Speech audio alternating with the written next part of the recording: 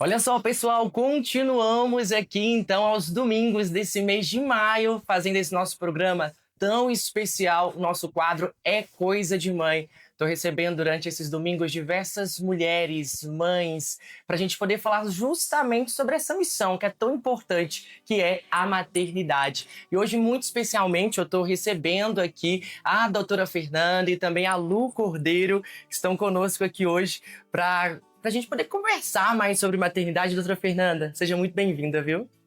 Obrigada, Luiz. Boa tarde a todos os ouvintes. Um prazer estar aqui com vocês. Lu, muito bem-vinda, viu?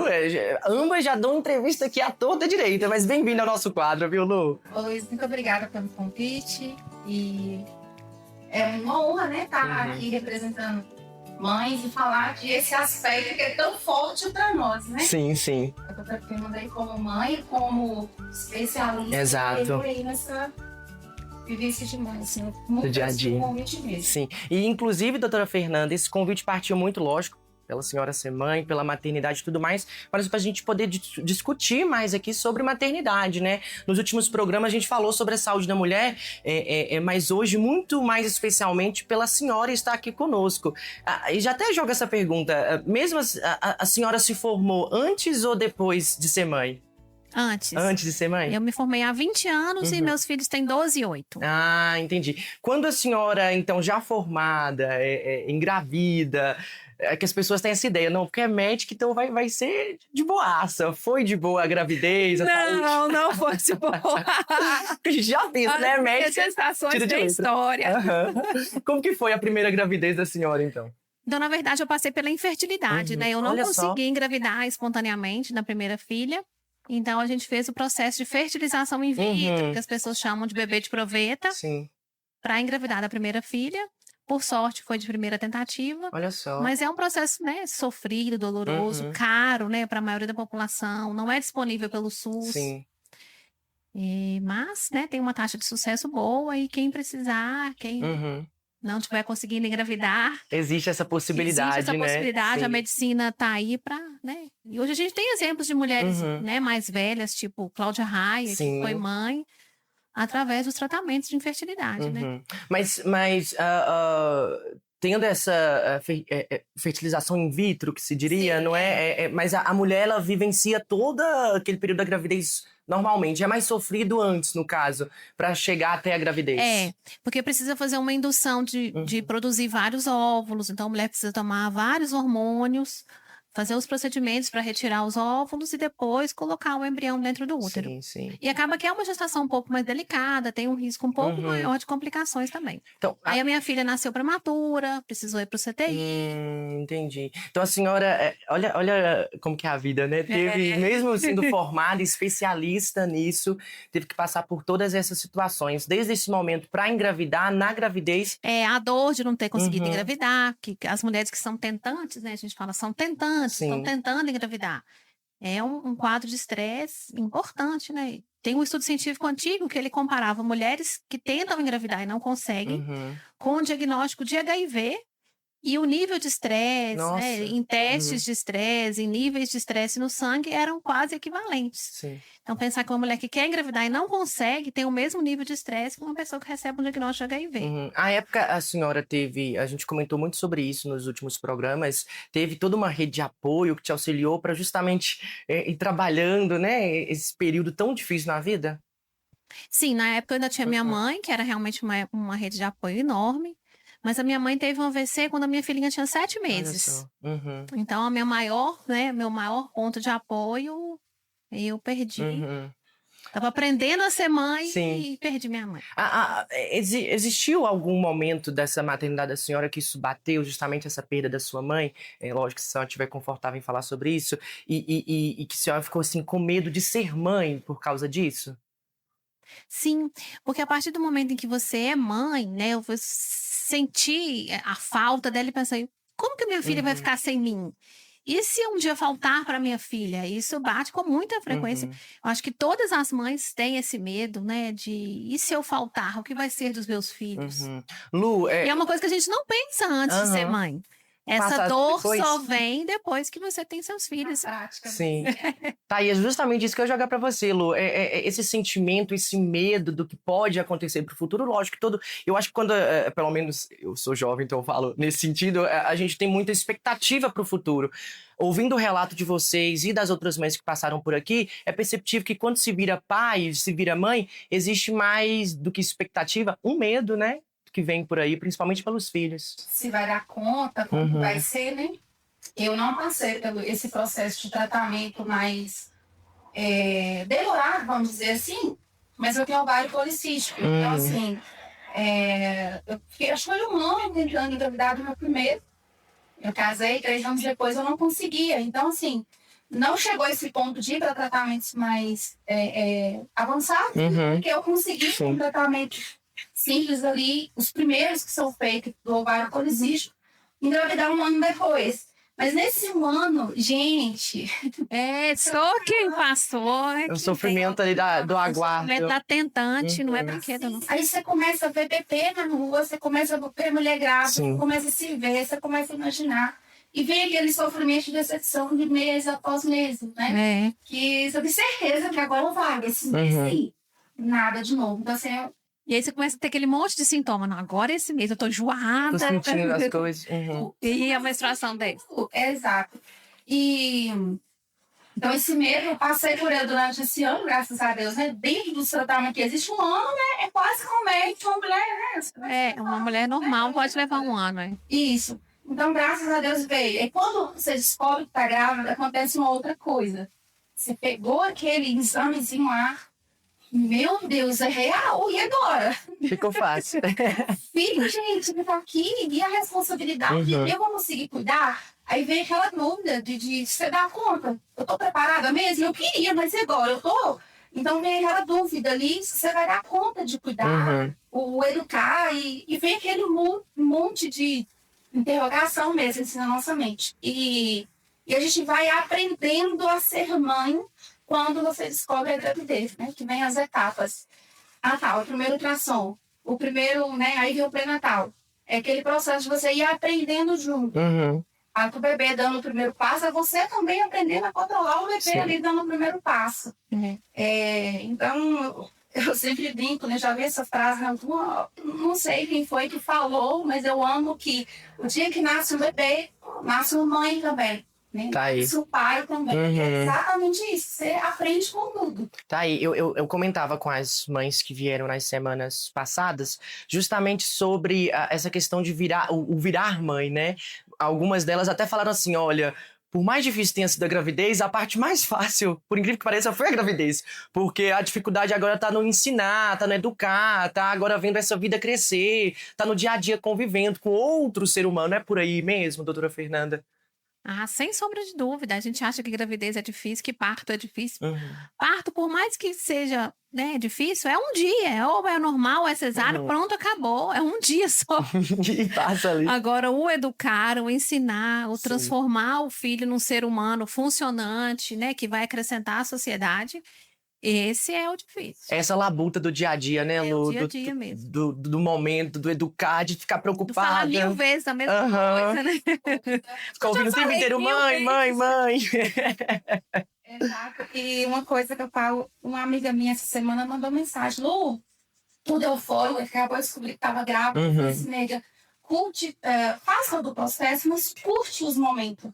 Porque um 9 meses de gestação, ele é assim. Boa. Então, assim, quando hoje mesmo eu estou com um filho de 2 anos, 14, passou a infância. O meu menino já tá rapazinho já. Aí eu fico pensando, será que eu aproveitei o suficiente? A gravidez, será que eu aproveitei o suficiente? Sim. Né? Até nesses dias de perrengue, que não é fácil, é uma luta, você tentando aprender, tentando fazer o máximo ali que consegue. Então, às vezes, a gente perde um pouco de aproveitar as fases deles em todas as etapas, desde a primeira, desde descobrir quando tá grávida, preocupar se você vai dar conta. Né? Preocupar se eu vou conseguir cuidar, educar, até vestir. Meu Deus, enxoval Isso é de menos. É o de menos. Criança veste Sim, qualquer sim. coisa. Enquanto tá pequena, né? Agora, ô Lu, a doutora Fernanda teve toda essa questão de saúde, então realizou uma fertilização. Agora, você, quando foi engravidar, foi planejado ou foi, por assim dizer, de supetão? Foi planejado. Uhum. Nesse um ano, esperando, sim. E o meu segundo foi de supetão. Aham. Porque o que aconteceu comigo, doutora Fernanda? Eu pensei que o meu primeiro eu demorei a engravidar. Que isso? Vou proteger que nada. Amiga, esqueci do remédio. Do todo. Não, que isso? Não foi engravidar tão fácil. Quando eu pisar o segundo, eu paro o remédio e começo a tomar, fazer o tratamento de novo. Ah, meu bem, o Heitor. Olha só. Tô chegando, mamãe. 4 anos depois, mas foi uma grande bênção também. Eu Uhum. aprendi muito com ele também. Ele nasceu com pecado congênito. Uhum. Então, assim, para medicina, não é nada, é algo simples, né? Sim. doutora Fernanda? Mas pra mãe Mas- nunca é assim. É, esse sentimento, né? Meu Deus, o que eu fiz de errado para merecer? Ou eu nem errei esse pensamento. Quando eu comecei o tratamento dentro do mês, que eu ia toda semana para Belo Horizonte, eu voltava, eu chegava lá que eu via situações que eu falava assim, meu filho é perfeito. Uhum. A minha luta é para que os dias dele seja, né, que eu consiga se desenvolver bem, porque ele é perfeito. Sim. Pouco não é nada. Isso que a gente vê dentro da medicina. Ali né? dentro. Sim. Aham. O Heitor me ensinou muito nessas idas e vindas, sabe? Eu era uma pessoa, Fernanda, que eu reclamava muito de tempo. Não, eu não tenho tempo para ir à missa. Eu não tenho tempo para ir visitar minha mãe, porque, né, na correria, né, salão de beleza, Sim. tarará. Quando o Heitor nasceu, gente, o ensino sobre o tempo foi totalmente o contrário do que eu imaginava. Porque eu ficava 3 dias em Belo Horizonte, os outros 3 em Capelinha, tinha um outro menor, Uhum. casa, né, trabalho. Então, assim, me ensinou muito, muito, muito. Eu falo que ele veio para me ensinar muita coisa. O Pedro também, mas o Heitor, ele veio para me ensinar muita coisa com essa luta com ele, com o fetor Sim. congênito. E ele passou por 3 cirurgias, enfim. E graças a Deus, hoje está em uma espoleta, aprontando todas. Ô, doutora Fernanda, como que é para a senhora, enquanto médica, acompanhar mães que, porventura, as crianças nascem, né, com algum problema, assim? Porque ainda mais aquelas mães que imaginam muito a maternidade, elas imaginam a criança perfeita. Aí elas se deparam com algum problema que, porventura, é até encontrado ali no ultrassom. Como que a senhora lida com isso? Eu vivo um luto também, Uhum. Luiz. A cada diagnóstico que eu preciso dar, de olha, o seu bebê não veio, né, como a gente esperava, tem isso, aquilo outro. É sempre muito difícil, né, falar isso para os casais. E muitas vezes é incompatível com a vida, né? Uhum. Olha, realmente a sua criança não é só um pé torto, né? Tem uma síndrome tão grave Olha só. que realmente ele não vai viver fora do útero. Uhum. E isso acaba com a gente por semanas. E como que é o lidar no sentido... A senhora fala, não, vamos procurar juntas uma psicóloga, vamos trabalhar aqui dentro do consultório. Como que funciona esse dia a dia com essas mães que passam por Eu isso? sempre recomendo que Uhum. faça ajuda psicológica. Algumas se recusam, né? Os brasileiros ainda têm um preconceito Sim, com saúde uhum. mental, né? No sentido, eu não tô doido para precisar de Uhum. psicólogo. Mas é justamente para a gente não ficar doido que a gente Sim. precisa ir profilaticamente mesmo. E lidar com o luto nessa situação. E muitas vezes a gestação vai seguir, a criança vai nascer, Uhum. né? E não é uma coisa do dia para a noite. Sim. Quando você fala de luto, né, foi no meu caso que é, né, simples dentro da medicina, que é o petor. É um luto para a família inteira, né? Uhum. Então, tipo assim, até para me contar no dia lá que eu tinha nascido com o petor, que foi, tipo, fizeram uma reunião em família, como que ia me contar, até mesmo para não assustar, né? Pós-parto ali. E graças a Deus, assim, não que eu, claro, não tá tudo bem, não é o fato de estar tudo bem, mas eu percebo que eu aceitei.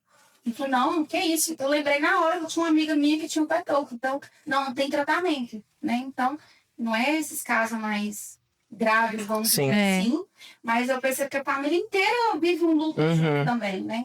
E a gente, como mãe, ele tá forte também pro bebê, né? Tá vindo pro mundo, então... Como é que se Uhum. fora? Né? E energia que passa pro bebê também. É muito importante, né?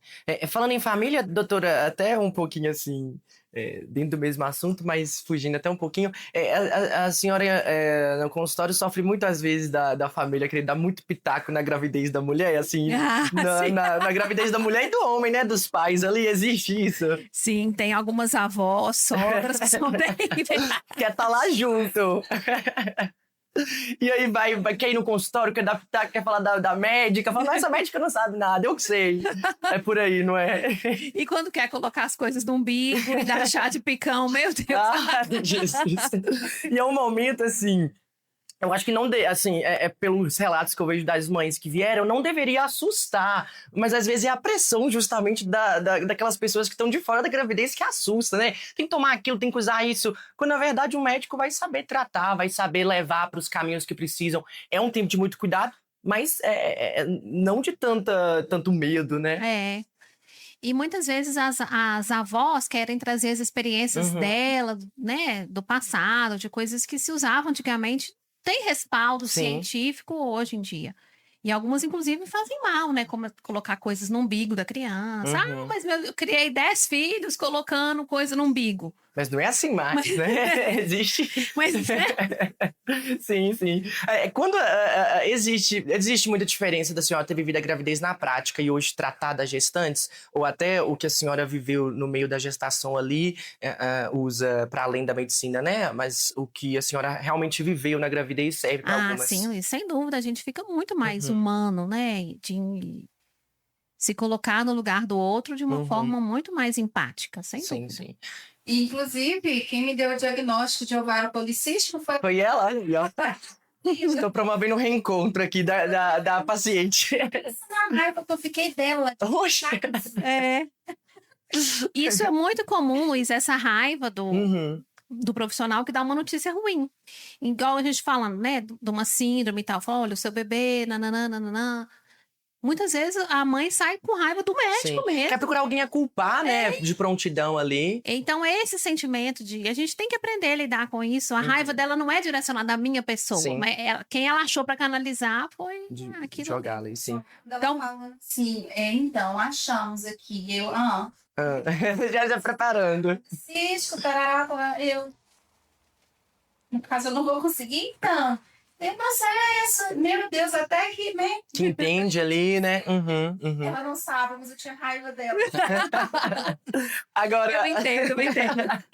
Agora, hoje, Lu, você é empreendedora. Você começou a ser empreendedora após o nascimento dos filhos ou já desde antes? Então, antes, eu faço unha há 18 anos. Tenho meu primeiro, né, com 14 anos. Eu já atendia na rua. Aí eu lembro quando eu descobri a gravidez, eu descobri também que eu tava com o útero baixo. Então eu ia em porta levando a bolsinha de material. E como era muita coisa, era pesado. Aí eu lembro que eu tava tendo uns problemas na gestação, com 5 meses de gravidez, não, você vê, já tava, né? Mais da metade ali. E o médico pediu pra mim parar de atender de porta em porta pelo sol, pelo andar, pelo esforço físico ali e pelo peso. Porque eu não poderia pegar peso nenhum. Porque senão corria o risco de eu perder o bebê com 5 meses. E foi aí que eu comecei a atender em casa. Né? Eu comecei a atender na minha sala. Eu não só estava em emprego. A partir dali que veio, né? Realmente criar um espaço para atendimento e tal. Fiz parcerias em outros salões. Que às vezes eu colocava o Pedro, mesmo eu lembro, na Biana, eu colocava o tapetezinho no chão e ele deitadinho lá, que ele era muito bom. E eu atendendo a cliente. Então, assim, é aquela vontade que você tem de estar com o bebê e, ao mesmo tempo, também ser útil lá fora, né? Porque a gente quer voltar para o mundo, né? A gravidez traz essa sensação, eu quero muito. Tem o processo ali do resguardo mesmo, desse guardar mesmo. Mas você quer voltar depois, né? Uma coisa é quando você está na empresa certa, ou tem um negócio certo. Outra coisa é quando eu tinha que buscar solução. Então, eu ia com ele lá, colocava num cantinho e... até então é assim, né? Driblando mesmo. É porque eu ia perguntar justamente sobre qual que foi a maior mudança principalmente no serviço mesmo, nessa vida de empreendedora que você teve após o nascimento do Pedro. Foi o seu primeiro, né? E teve diferença agora para o segundo? Você já estava mais estabilizada? Como que foi essas mudanças aí? teve diferença. Porque do Pedro eu tive que ir para salões trabalhar, Sim. parceria e tal. Do Heitor, eu já com meu marido fala que é quadradinho. Que a gente fez na frente da minha casa para atender. Então eu consegui acompanhar tudo. Né? Tinha alguém que me ajudava a cuidar dele, as mães e a avó sempre ajudou muito mesmo. Nossa, é um braço direito, assim, neles pequenos principalmente. E eu com espaço em casa, com ele bebê, foi muito mais fácil, né? Eu tô ali atendendo uma cliente, eu tô ouvindo um choro. Eu lembro que eu tinha um cachorrinho. Oi, gente, ele até apareceu, tá, gente? O Theo, quando ele chorava, ele vinha na porta e latia. Eu tinha que ir lá. Ele tava te avisando, o bebê tá chorando, vai cuidar do seu filho. Ele é bizarro. Aí, quando ele pegou uns 2 mesinhos, eu já tava tendo mais cliente, eu já arrumei alguém para me ajudar. Então foi muito bom, porque eu conseguia trabalhar e tá ali passando o olho, né? Agora, para vocês duas, existe, você enquanto empreendedora, doutora Fernanda também, né, enquanto médica, existe culpa? Existe algum tipo de culpa pensando assim, nossa, estou focando muito no meu trabalho, esquecendo do meu filho, ou então estou focando muito no meu filho, esquecendo do meu trabalho. Existe essa culpa ou já existiu nessa maternidade de vocês? Tem uma frase que você falou, nasce um bebê, nasce uma mãe. Tem uma outra frase que é, nasce uma mãe, nasce uma culpa. Não existe mãe que não se Sem sinta culpa. culpada. Porque aquela mãe que fica só dedicada à maternidade, ela tem a culpa, meu Deus. E o mundo lá fora? E o mercado de trabalho? E se o meu marido não ganhar o suficiente para nos manter? Ou se acontecer alguma coisa com o meu trabalho, com o meu marido, como é que eu vou voltar para o mercado de trabalho de repente? E aquela mãe que decide que ela vai trabalhar, que ela vai empreender, ou que ela é empregada de alguém, também, né? É aquela culpa. E se meu filho estiver abandonado? E se eu não estiver cuidando o suficiente? E se quem tá lá com ele não tá cuidando o suficiente? Sim. E se ele pegar uma virose na creche? Tudo a gente se sente culpado. Nasce uma mãe, nasce uma culpa. É por aí, então. Aí a gente quer estar inteiro no trabalho, mas sua cabeça tá lá, meu Deus, mas às vezes até deixa, né? Com uma gripe e tal, com febre. Eu queria estar ali, mas eu não posso. Assim, é realmente aquela divisão. E eu acho que é a necessidade que a gente tem de ser útil lá fora. Porque muitas vezes, né, eu como mãe, por exemplo, quando principalmente da fase do Pedro, que eu fiquei mais tempo em casa com ele pequeno, eu tinha o prazer de ver o Pedro crescendo, né, desenvolvendo, e falar, como a doutora Fernanda falou, sobre querer ser útil lá fora também, no mercado, vamos dizer assim, né? Tudo bem que o marido é provedor, tudo bem no nosso caso que porque tem muitas mães que a gente sabe que não é também, né? Não tem esse apoio, mas essa necessidade de ser útil lá fora. Aí acontece, se você tá aqui em casa, bonitinho, com o bebê crescendo, em casa, tudo arrumadinho, é a culpa de você não servir lá fora. Se você tá lá fora, tudo dando certo no trabalho, tudo fluindo, meu Deus, como que tá em casa? Passo, né?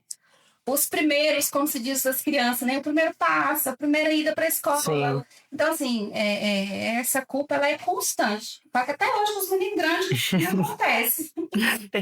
Existe, eu tenho muito essa dúvida, existe, é verdade que existe sexto sentido, a mãe tem parece que um sentido a mais, ela meio que sente quando o filho tá doente, ou meio que sente quando aconteceu alguma coisa com o filho, você falou do cachorro aí latindo mesmo, ela sente quando o filho, de qualquer idade que seja, tá passando por alguma situação? Como se fosse uma voz do anjo. Sim, algumas coisas eu já senti. E realmente antes de realmente acontecer. Recentemente aconteceu uma situação comigo. Nem compartilhei isso com ninguém. Mas você falou agora, eu lembrei, assim, bem na cabeça. Eu amanheci, semana passada, isso. Uma angústia dentro de mim, uma angústia tão grande. E eu não sabia explicar o que era. Tava tudo bem, que eu lembrava do espaço, lembrava das parceiras. Gente, tá tudo bem nessa coisa, né? Será que é hormonal? Aí já veio na cabeça. Quando foi 9h30 da manhã, meu marido me manda um vídeo. Lu, ele não falou nada, só olha o livramento. O Heitor, ele foi sair de bicicleta, não olhou pro lado. E ele não bateu, eu cheguei de arrepiar, ele não bateu no carro por um triz. Então, assim, sabe, aquela hora, quando eu falei com ele, assim, foi livramento. E na hora, veio, tá aí angústia. Porque, não sei, né, essa energia mesmo. E depois que isso aconteceu, eu aliviei. Né? Então, assim, se tem esse, como que eles chamam, o fio invisível entre a mãe e o filho, esse dia eu acho que é uma prova grande disso. Sim. Nem compartilhei nada, nem falei com ninguém, não tinha falado ainda. Mas esse dia eu tava muito angustiada e foi um livramento mesmo, assim. Por pouco que não foi atropelar com uma bicicleta. Olha só. Então, né? E você já vinha sentindo aquela angústia, então... Sim. Rezando, pedindo proteção ali da família, que todo mundo não tava conseguindo entender. O que tinha acontecido. Exato. E tem outras situações também, se for lembrar, lá... Vai trazendo, né?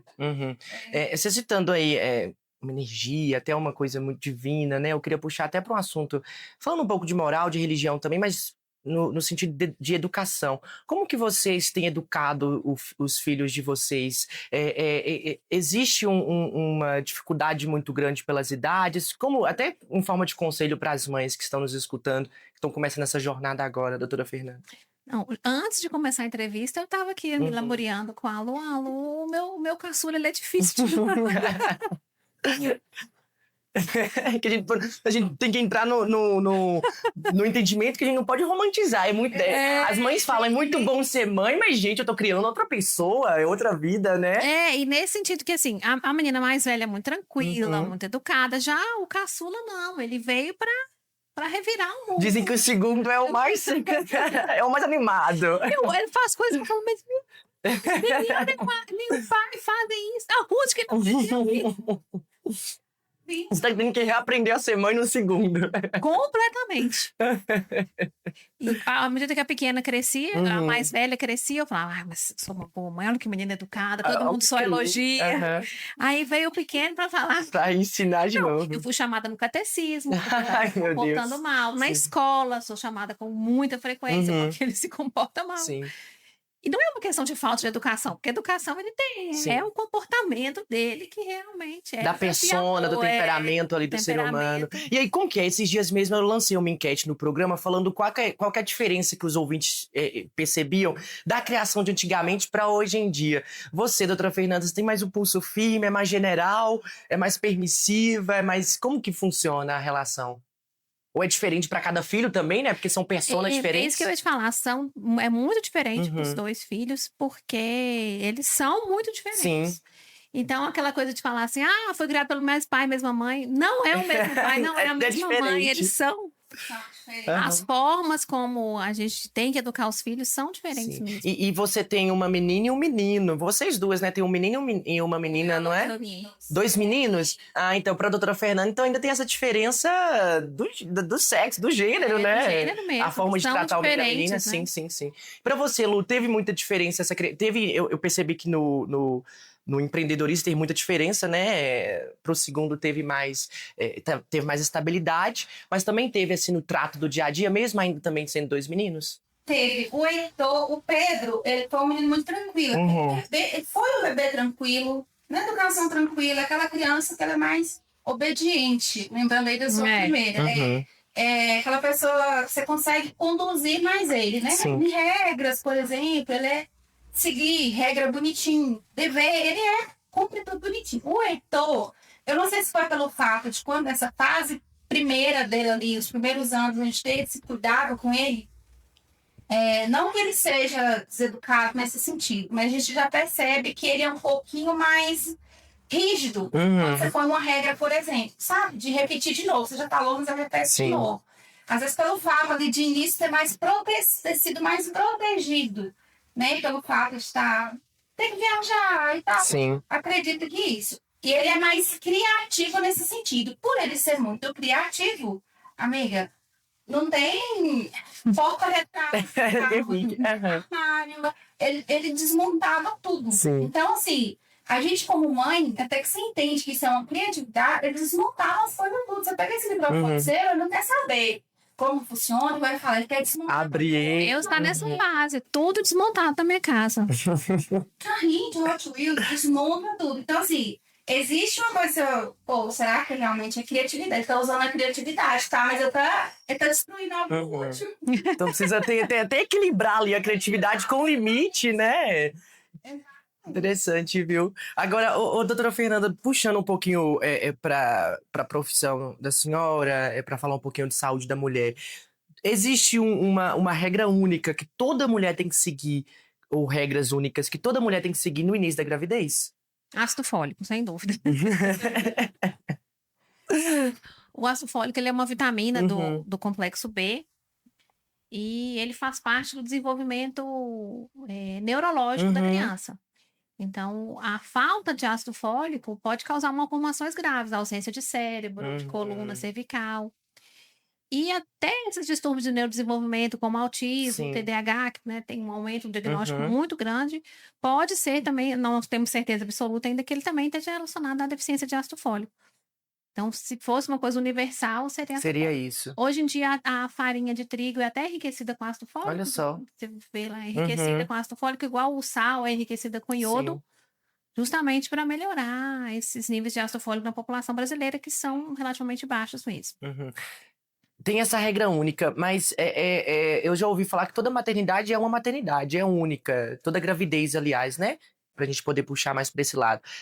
Pra medicina também é isso? Tem que ter um entendimento de cada gravidez, a formação de cada, como que funciona, cada corpo. Cada gestação é única. Muitas vezes as mulheres falam assim, mas eu já tive vários filhos tranquilos. Mas esse é diferente. Quando a senhora veio, teve que passar por todo o processo pra engravidar, as pessoas que também pensam em passar por esse processo, a senhora falou, é um processo difícil, não tem pelo SUS, então tem coisas muito mais burocráticas aí nesse meio. A senhora também teve medo de não conseguir por esse processo? Como que ficava o coração? Muito, muito medo. Porque apesar de ser um tratamento eficiente, ele nunca é 100%. As taxas de sucesso variam muito de acordo com a idade da mulher. Quanto mais velha, mais difícil, né? Então, a mulher que já passou ali dos 40, 40 e poucos, é difícil engravidar mesmo com tratamento.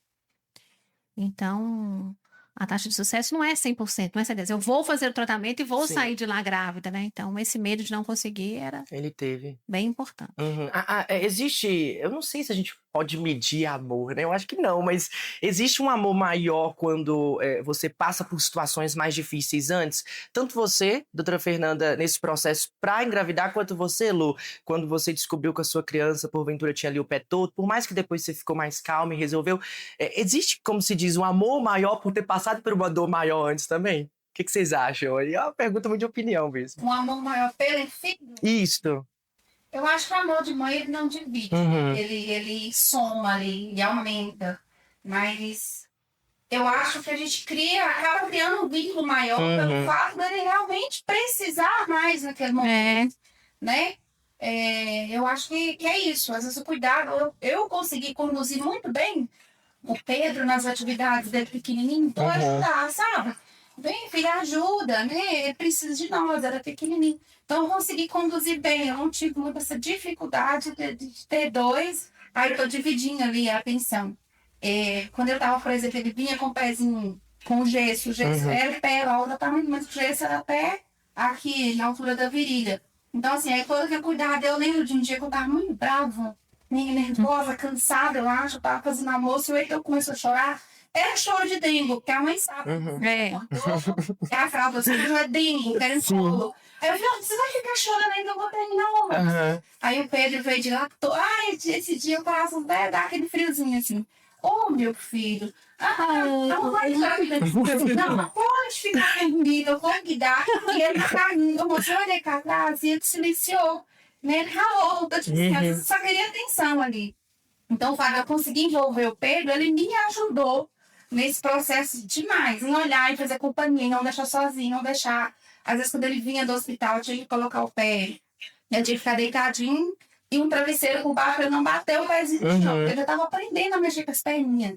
Aí o Pedro, quando ele tirava o Pedro lá e colocava de novo, protegia meu filho. Então, assim, ele ajudou muito nesse processo, sabe? Sim. Do processo e até hoje. Faz companhia. Já é um braço direito lá. Tem um texto muito bonito, eu não vou saber dissertar sobre ele todo, mas é mais ou menos assim. Eu amo mais o filho que tem fome até que eu o alimente.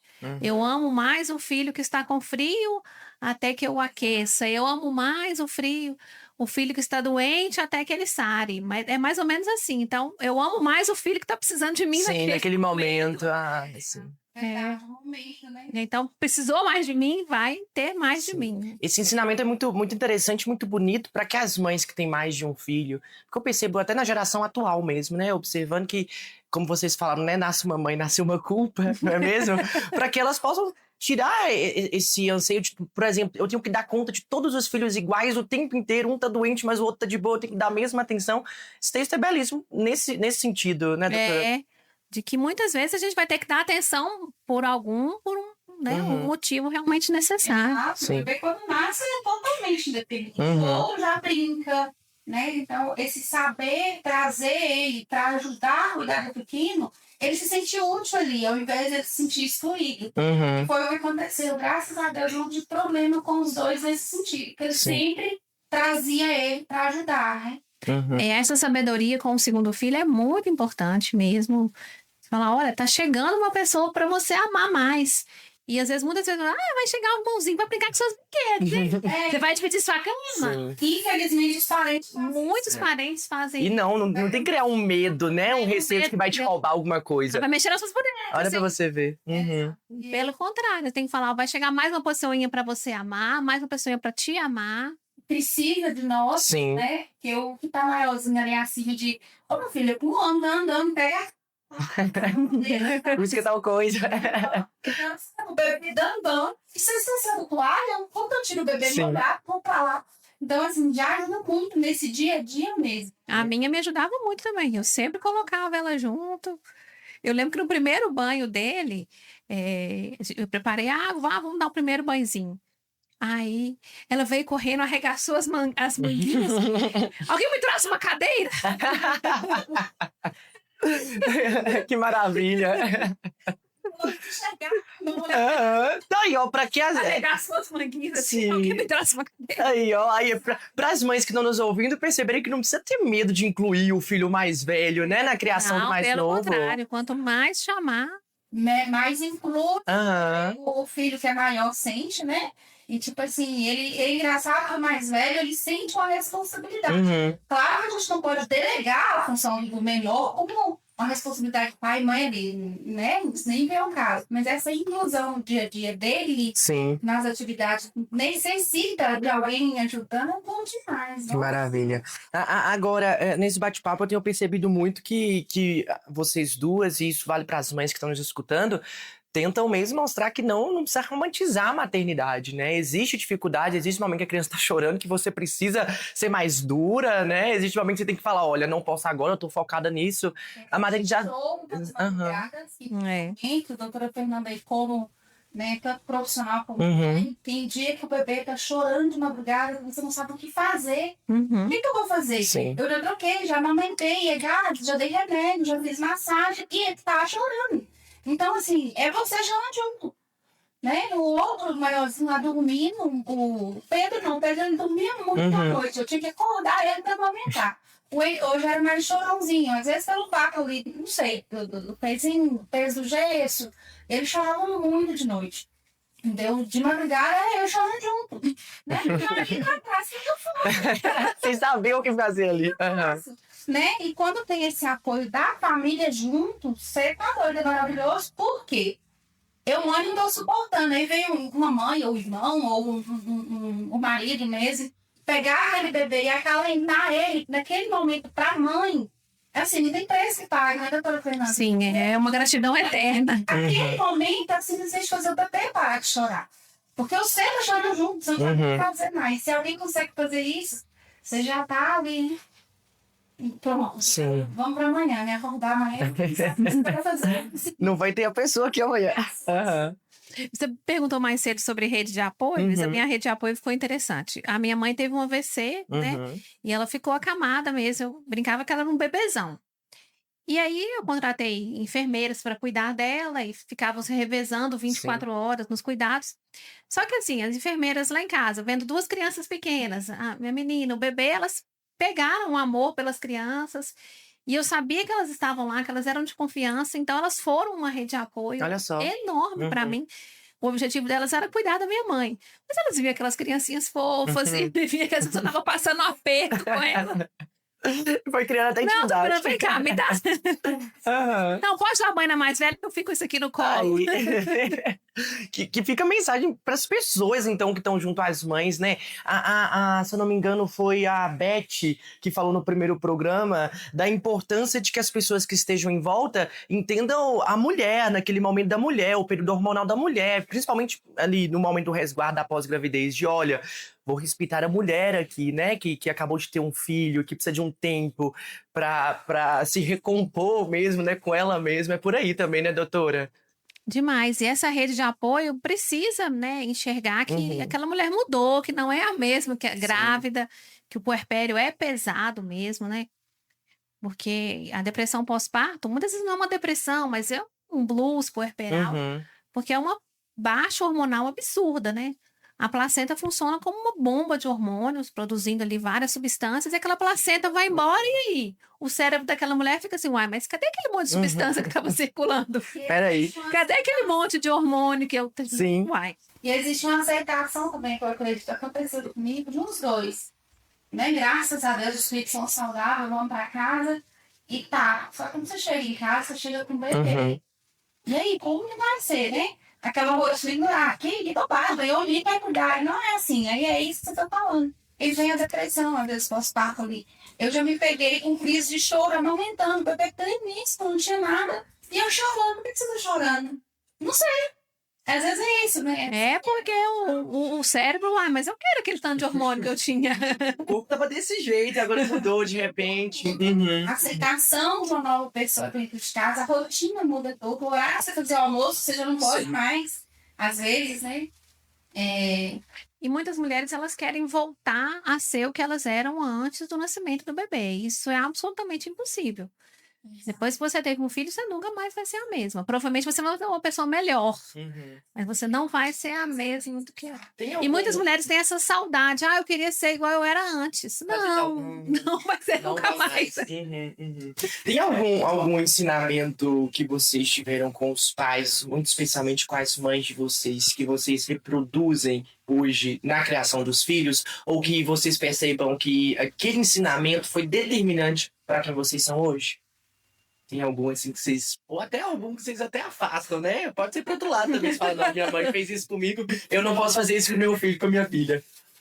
O que vocês acham? Eu tive uma situação que eu sou filha adotiva, né? E minha outra mãe que cuidou. Quando eu era menor, eu pensava assim, poxa, mas por que ela me deu, né, pra outra pessoa? E eu não fui criada ali no Rio. Beleza, a outra já foi super acolhedora. Super acolhedora. Aí, recentemente, eu fiz um vídeo pro espaço, né? Falando sobre as mães e tal. E eu tava procurando minha mãe biológica, que às vezes ela sai da casa dela e fica sentada na rua tomando sol e tal. Aí eu cheguei perto dela e preciso tomando solzinho, né? Algo assim, então. Aí eu falei, deixa eu te perguntar uma coisa. E eu gravei, né, o trecho. Falei assim, o que você lembra quando eu tava, né, era bebê ali? O que você lembra, assim, uma coisa boa você lembra de mim? Ela falou assim, eu lembro que eu tinha muito medo de você não sobreviver. Então, você ter sobrevivido, aquela época era muito difícil, bebê nascer e sobreviver. Pronto, já foi um presentão pra mim. Isso me deixou uma mensagem tão grande, que eu falo que assim, o fardo dela para alguém cuidar, naquela época, foi o melhor que ela poderia fazer. Aí, às vezes, hoje, quando vem uma culpa que eu não consegui, por exemplo, tá ali num momento importante, uma coisa dentro de casa, eu falo assim, poxa, mas é o melhor que eu consegui fazer naquele momento. Que a gente culpa muito, mas é bom a gente parar onde você está se culpando e pensar por que você tomou aquela atitude de não estar presente em casa, por exemplo. Às vezes, para dar uma vida melhor, é ajudar na renda familiar, é entender que a gente está fazendo o melhor no momento, sabe? Sim. Isso ajudou muito. E a outra também do mesmo jeito. Ela acolheu, ela cuidou e ela deu o máximo que ela podia, por mais as diversidades e dificuldades que a gente teve. Então, assim, eu juntei uma coisa com a outra e paro e penso, poxa, a gente está tentando fazer o melhor ali naquele momento, né? Pode ser que os meus netos ali vão lembrar da minha história, olha o que ela fez, né? E todas as mães estão tentando dar o melhor dela. Às vezes algo que é visto como ruim, mas é o melhor que ela pode fazer nesse momento, né? Da minha mãe, eu acho que ela soube extrair o melhor dos filhos, sabe? Eu sempre fui uma boa aluna, estudiosa, então ela, beleza, vou investir nos estudos. Tirou uma dificuldade enorme para me manter em Belo Horizonte, estudando. Eu fiz faculdade federal, mas, né, tem que pagar comida, aluguel, transporte, tem todo um custo. Eu não sei como que ela deu conta com o salário de professora dela, e meu pai não trabalhava, não ajudava. Mas ela falou assim, bom, então já que essa menina quer estudar, eu vou colocar ela para estudar. Já meu irmão, ele era mais ativo, ele era mais do esporte, ele gostava muito de andar de bicicleta, ele participava de competições de mountain bike. E eu lembro que ela, assim, dificuldade de andar, com bengala, ela entrava dentro de um ônibus, ia com aquele monte de rapaz em competição de mountain bike, porque era o que ele precisava. Então, assim, ela teve essa sabedoria de falar, né, o que meu filho, o caminho que ele decidir seguir, eu vou estar lá com ele. Essa sabedoria que ela teve, eu acho que foi muito importante. A mãe, a mulher, quando se torna mãe, eu até brincava com a Beth Coluana no primeiro programa, que ela vira Barbie profissões, né? Tipo isso. Ela vira educadora, ela vira psicóloga, ela vira fonte, Professora. E aí, esse relato sobre a sua mãe, doutora Fernanda, vem muito nesse sentido. Ela teve que fazer quase que uma busca psicológica para entender essa é a persona desse filho, essa é a persona da Fernanda. Então, para ela eu vou auxiliar nesse sentido, para isso eu vou auxiliar naquele, para que vocês e seu irmão pudessem se desenvolver a partir daquilo que já era perceptível, né? Que já era uma tendência natural da gente. Sim, sim. Isso é importante, né? Tem mais de um filho. Seja um filho ou seja mais de um filho, a mãe, querendo ou não, ela tem essa, não diria obrigação, né? Mas ela tem, se ela quer uma boa criação para os filhos, ela tem que seguir por esse caminho, né? De entender para onde o meu filho vai, de compreender aonde ele tá e a tendência natural que ele tem, né? Igual a Lu, o menino dela gosta de futebol, né? Aí ela apoia ele no futebol e pede patrocínio, e corre atrás e deixa ele viajar. Verdade. E quando você falou de viajar, meu Deus, eu sei que a minha mãe passou arrumar a mala e deixar ir, sabe? A primeira viagem, eu acho que eu tinha 10 anos, que foi para Belo Horizonte, uma competição lá. Meu Deus do céu. O coração. 10 anos, eu deixei ele sozinha. Sim. Mas assim, como mãe, meu Deus, a gente tá indo para um lugar. Eu tô liberando, mas é isso, o apoio, né? Mas imagina se você não tivesse permitido que ele fosse, né? Tivesse repreendido ele aqui. Talvez daqui a uns anos eu falasse assim, mãe, eu poderia ser um jogador e não fui porque você me segurou. Exato. A responsabilidade da mãe é muito... E deixa pela fé, né? Deixa ali pela fé, seja o que Deus quiser, porque senão a gente trava eles, não deixa eles crescer também, né? E o tanto que é importante, a doutora Fernanda falou de deixar aproveitar o melhor deles, né? Eu perguntei essa questão para as outras mães, a gente até introduziu, falou sobre isso, sobre esse medo do que vem aí pro filho, mas eu queria buscar um outro sentido de como que vocês têm educado os filhos de vocês, ou pensam, né? Por causa que eles são muito pequenos, talvez não tenham alguns assuntos que não se conversam, mas como que vocês têm educado eles pro mundo lá fora, ou seja, para quando eles, a senhora foi embora estudar, para quando eles forem para lá, porque existe uma frase que fala, né, é necessário uma aldeia para educar uma criança, no sentido de que ele está perante muitas pessoas de diferentes criações. Como que vocês têm educado esses meninos, essa menina para o dia de amanhã? Para quando eles saírem de dentro de casa. O Pedro, como ele já tem mais esses acessos fora do ciclo familiar ali, de pessoas próximas, eu falo com ele, filho, primeiro, princípios. O que você vê aqui dentro de casa, como que é o seu princípio, o que é de interessante para você. Mãe, mas meu amigo faz. Tá tudo bem que ele faz, mas você, faz sentido para você fazer, né, algo ali? Mas eu falo das drogas, de bebida, do fumar. Eu falo, meu amigo fuma, mãe, tá tudo bem. Será que tá? Para, pensa primeiro. Não, pode deixar, por que você falou isso comigo, né? O que você tá falando? Não, eu sei, eu confio em você. Eu não confio no mundo lá fora. Então, você tem que estar preparado para encarar lá fora. Então, eu tento conversar bastante nesse sentido, mostrar realmente que, até onde eu sei, né? Porque o mundo surpreende a gente. E eles falam que existe um filho perto da mãe e não existe um filho lá fora, né? Então, eu tento trazer isso para ele parar a pensar primeiro. Faz sentido eu tomar essa atitude, eu fazer isso, eu experimentar isso, né? Se não faz sentido, simplesmente deleta. Tudo bem que se você for o único da turma, né? Então, eu tento trazer isso, para ele entender que não tem que ser Maria vai com as outras, Sim, né? sim, sim. Porque os adolescentes têm muito disso também. Uhum. As fases são muito diferentes, né? A criança até 7 anos, ela escuta realmente muito o que os pais, os familiares mais próximos falam.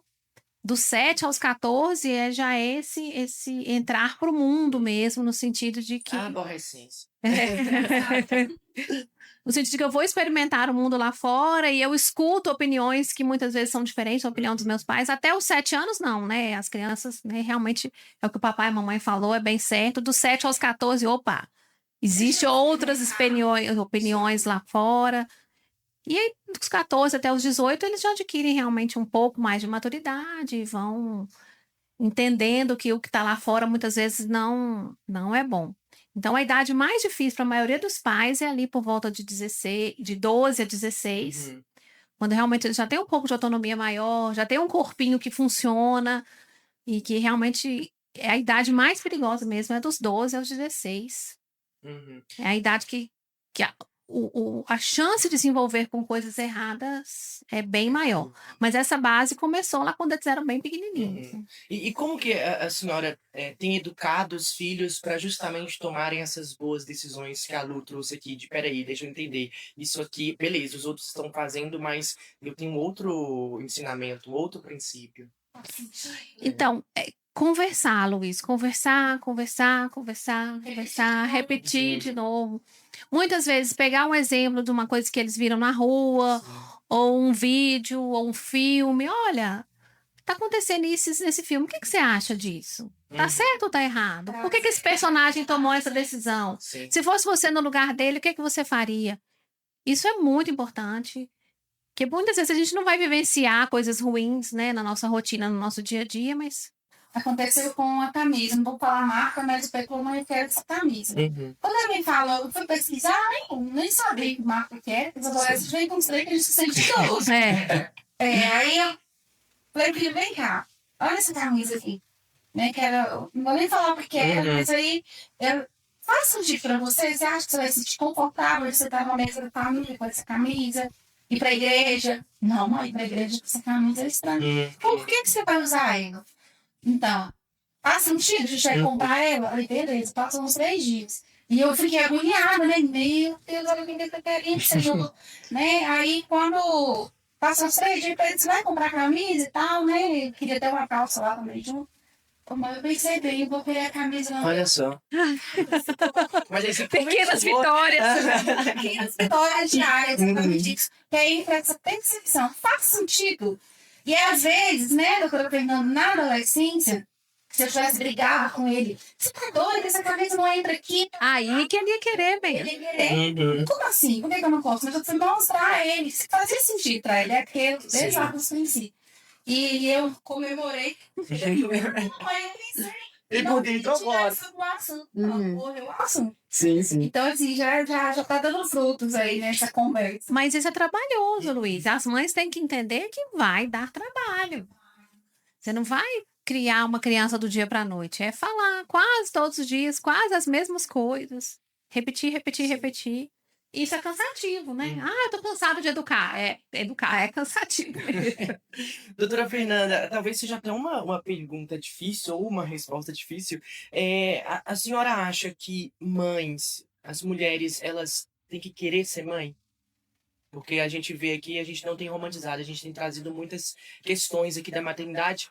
Amores, sim, muitas coisas boas, mas também os dissabores. A senhora acha, vale para as duas, claro, mas começando pela senhora, que a mãe, ela tem que querer ser mãe para ser mãe ou ela vai se criando, assim, no dia a dia? Essa pergunta é complexa, Luiz, no sentido de que, antigamente, as nossas mães, avós, elas não pensavam nesse assunto. Elas simplesmente, se ela casou, obviamente, ela vai engravidar. Né? Nos últimos 30 anos, os métodos contraceptivos chegaram. Então, é muito recente na história humana essa decisão, quero ou não quero. Porque até 30 anos atrás, ela não tinha opção. Se ela tinha uma vida sexual ativa, ela ia engravidar em algum momento ali da vida dela. Então, é muito recente na história humana dessa decisão de querer ou não querer. Eu tenho percebido um grau de arrependimento em algumas mulheres. Claro que isso não é científico, mas né, mulheres que estão ali na faixa dos 40, 50 anos, que viveram esse boom do anticoncepcional. Um arrependimento daquelas que não tiveram. Que não tiveram. Uhum. Falar que a mulher tem que querer ser mãe. Talvez alguns anos atrás, se você me perguntasse isso, eu ia falar, claro, tem que querer mesmo, se ela não quiser é pior. Hoje em dia, mais madura, já tendo atendido milhares de mulheres, eu falo, talvez não, talvez ela não saiba que ela queira até ela estar grávida. Interessante. Esse querer pode vir depois mesmo da criança, né? Sim. Infelizmente, no Brasil, a gente tem um problema sério de mulheres engravidarem sem terem condições físicas, psíquicas, financeiras para manter uma criança. Então, o ideal realmente é que as mulheres se programassem. Mas eu já não penso mais que não é porque ela não quer que não possa vir, porque muitas vezes nem ela sabe que ela queria e ela queria. Momento. Para eu poder seguir para os finalmente aqui, eu estou fazendo uma pergunta, vou perguntar para vocês, duas na verdade em uma. Se vocês se imaginam, não hoje, né? Olhando para trás, vocês se imaginam um dia não sendo mães, e se vocês são felizes sendo mães, me contem. Se for olhar uma comparação, né, a Lu solteira lá, tá, ou até mesmo depois de casada com 3 anos de bebê, eu tenho a sensação que é uma vida vazia. Porque quando vem o bebê, gente, é um furacão e alegria. Aí hoje você tinha um filho dentro de casa, meu Deus, que silêncio. Então, assim, a sensação, não sei se tava tudo bem até eu ver, depois que eu tive a sensação daquela rotina, era de um vazio ali, né? Tanto na casa, no espaço mesmo da casa, quanto emocionalmente. Né? Então, assim, ele veio e completou. Né? Os filhos veio completando essa sensação mesmo que tinha vazio e depois, né, preencheu aquele espaço. Era um buraco que a gente não sabia que existia. Exato. Tinha um buraco, você não sabia que ele existia, agora ele está preenchido, então. Né, eu acho que eu sou muito mais feliz hoje sendo mãe, eu acho que eu sou uma pessoa melhor, uma profissional melhor, então tem só acrescentar, apesar de não romantizar, apesar de saber que dá trabalho e que eu vou ter muito mais trabalho com ele pela frente. Sim. Sou muito feliz sendo mãe. E a gente aprende todo dia uma coisa nova. Desde a se preocupar com o bebê nasce, para cacau, da maninha, é uma outra fase. Eu vi uma das entrevistadas aqui, que é isso, todas você vai aprendendo, né? Agora, quando vai de adolescência, tem 10 você está aprendendo como mandar para o mundo, né? Que você tem que aprender a lidar com isso também, e por aí vai. Então, é um aprendizado por fases. Sim. Muito que bem. Então, para finalizar mesmo, eu vou pedir para vocês um conselho de cada uma para quem está começando a maternidade agora. O que vocês diriam para essas mamães de primeira viagem? E aí? Doutora? Eu diria que tente entender o seu filho da melhor forma possível, respeite o seu filho muito. Ele é diferente de você, ele é diferente do pai dele, ele é um outro ser humano que está chegando ao mundo, então tente entendê-lo o mais que você puder, estude, pesquise, entenda seu filho profundamente, porque só entendendo o seu filho você vai conseguir educá-lo da melhor forma. Lu? Uma coisa que eu tento levar para a vida, assim, apesar da culpa de a gente achar que nunca é o suficiente, é parar para ouvir. Às vezes o leitor vem botando em carrinho lá, ele sabe os nomes dele. Olha esse carrinho, eu fiz isso aqui. Parar para ouvir, ele falar aquele carrinho, para mim não tem importância nenhuma. Mas ouvir ele um pouquinho, olhar nos olhos, entender o que ele está falando é tão importante. Nem ele fica mais feliz em contar. O outro que chega mais velho, estão dando futebol, não deixa de tomar um coisa, eu pensei isso. Ouvir. Porque às vezes chega uma rotina tão grande que eu tô aqui, cheguei em casa, mas eu tô presente, eu tô ali presente, mas não estou disponível. Então a cada dia eu venho aprendendo, tentando estar mais disponível para eles. Porque se eu tô em casa, não estou com o telefone na mão e eles conversam, eu não tô ouvindo com eles, não tem essa conexão, né? Vou contar mesmo dia a dia, mãe, eu tava indo e meu amiguinho rasgou a camisa lá na escola. Parar pra ouvir um pouquinho, às vezes um pouquinho, um tempo de qualidade, um pouquinho durante o dia faz uma diferença muito grande para eles. Então eu tento, apesar da culpa, apesar da correria, eu tento fazer o possível para quando eles sabem que é importante para eles, eu ouvir, né? Ouvir eles, parar um pouquinho, dar atenção ali.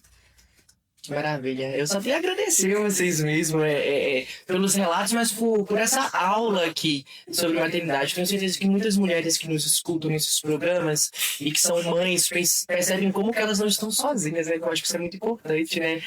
Aqui em Capelinha eu tenho percebido um movimento muito grande de mulheres que estão se juntando, muitas mães se juntando mesmo e falando sobre maternidade, mas mais do que isso, falando sobre elas mesmas, sobre como é ser mulher para elas, né? Sobre ir vivendo essa vida, porque não se pode esquecer também que existe essa mulher, é uma mulher mãe.